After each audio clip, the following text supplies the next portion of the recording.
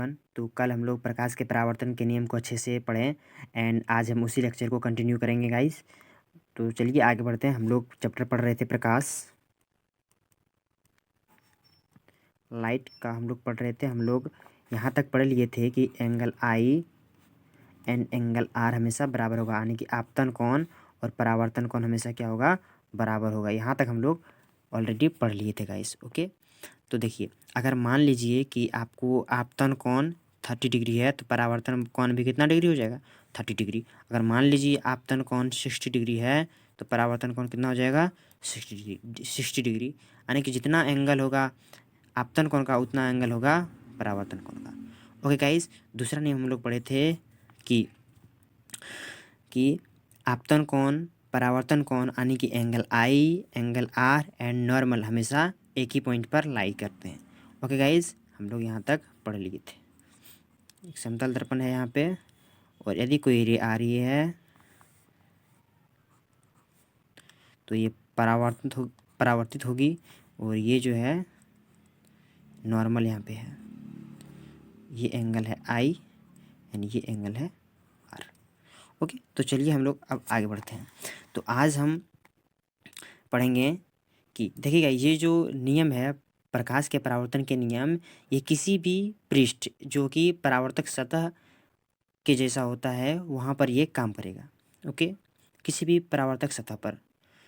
तो आज हम फिर प्रतिबिंब की विशेषताएं को पढ़ते हैं। ओके, प्रतिबिंब की विशेषताएं। तो चलिए स्टार्ट करते हैं। प्रतिबिंब की विशेषताएं। देखिए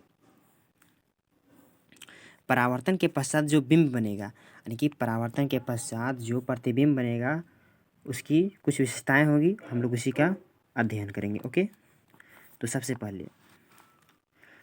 पहले हम लोग समतल दर्पण की बात करेंगे। समतल दर्पण, मान लीजिए एक समतल दर्पण है,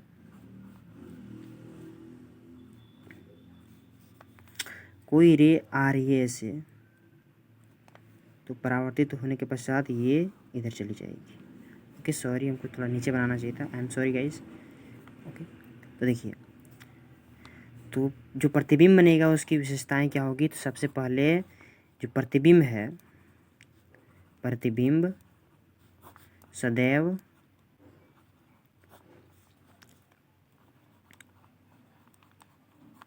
आभासी और सीधा बनेगा।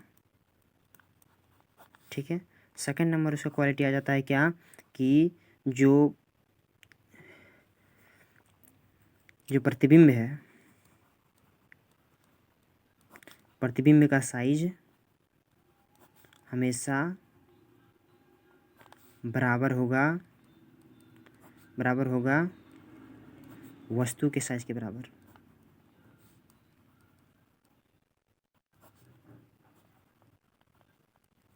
ओके, और थर्ड पॉइंट आता है, ये समझने वाली बात है कि मान लीजिए समतल दर्पण यहाँ पे है और एक्स डिस्टेंस पर यदि कोई पर्सन यहाँ पे खड़ा है तो उसका प्रतिबिंब भी एक्स डिस्टेंस पर ही बनेगा।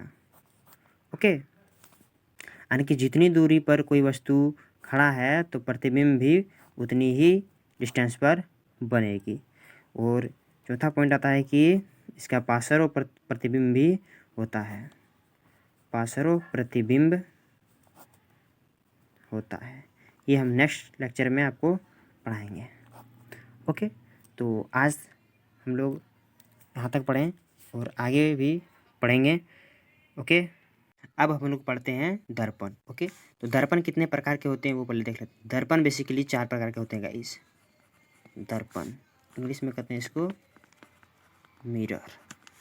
ओके, बेसिकली ये 4 प्रकार के होते हैं गाइस। देखिए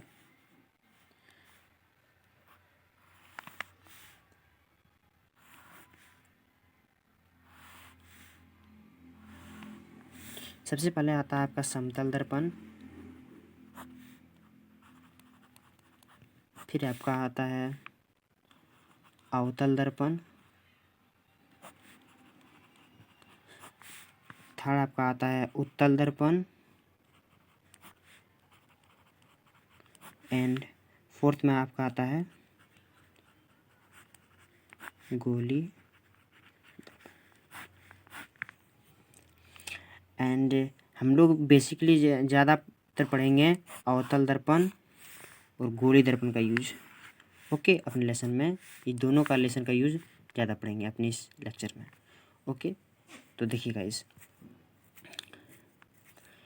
तो आज हम लोग यहीं तक रखते हैं। नेक्स्ट लेक्चर में आगे इसकी क्वालिटी एंड इसके डेफिनेशंस को भी पढ़ेंगे। Thank you very much guys.